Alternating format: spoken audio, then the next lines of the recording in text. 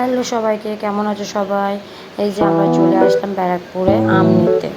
এখানে মালদা থেকে আম পাঠিয়েছে, তাই আম নিতে চলে আসলাম আমি আর আমার হাজব্যান্ড। এখানে আমার হাজব্যান্ড ড্রাইভারের সাথে কথা বলছিল, ঠিক আছে। তারপরে এদিকে আমি ঘোরাঘুরি করছি যে কোথায় আমাদের আমটা রেখেছে, একটু দেখাও দাদা।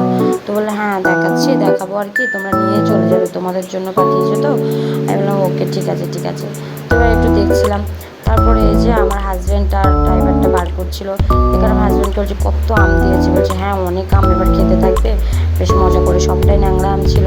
তারপর ওখান থেকে আম নেওয়ার পরে আমরা চলে আসলাম কল্যাণীতে সিএনজি ভরতে যাবো বলে।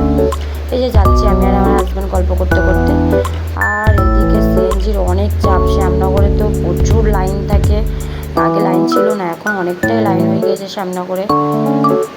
তারপরে এই যে সিএনজি করতে চলে এসে খিদা লেগে গেছে, তার জন্য লুচি নিয়ে নিলাম, ঘুগনি আর ডিম কষা ছিল, খুব সুন্দর ছিল, খেতে দারুণ লেগেছিলো। খাওয়া দাওয়ার পরে চলে আসলাম বাড়িতে, এসে রান্নার প্রিপারেশন নিচ্ছিলাম। এখানে ঢ্যাঁড়সটা কেটে নিয়েছি, ঢ্যাঁড়স আলু ভাজা করবো, আর ডাল আর ভাত, সিম্পল আজকে মেনু হবে, কিছু না।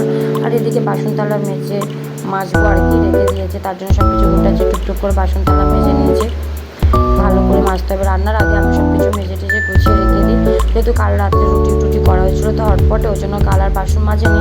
সকালে যেহেতু আম আনতে গেছি, ওই জন্য তার জন্য তাড়াতাড়ি চলে গিয়েছিলাম। টুকটুক করে মেজে নিচ্ছি। আর কড়াটা অনেকটা নোংরা হয়ে গেছে, পরে একদিন সময় করে ভালো করে মাজবো। রান্না টান্না করে ক্লিন করে নেওয়ার পরে চাল ধুয়ে বসিয়ে দিয়েছি, এই যে ঢ্যাঁড়স ভাজে বসিয়ে দিয়েছি। আর এদিকে দেখো আমার বাড়ির সামনে এতটা জল জমেছে বলার কথা না, খুবই জল। তারপরে সন্ধ্যা নামতে না নামতে আমার বরকে বললাম যে একটু চপ খাওয়ার মন করছে, চপ এনে বললো ঠিক আছে চপ এনে দিব। চপ এনে দিল, চপ খেলাম, স্প্রাইট খেলাম। তারপরে একটা ভাই চিকেন এনেছিল, চিকেনও খেয়ে নিলাম। রুটি দিয়ে খেয়েছি, যেহেতু তার ভিডিও করা হলো না। আমার হাজব্যান্ড আমার ছেলের জন্য চকলেট অনেক কিছু এনেছিল।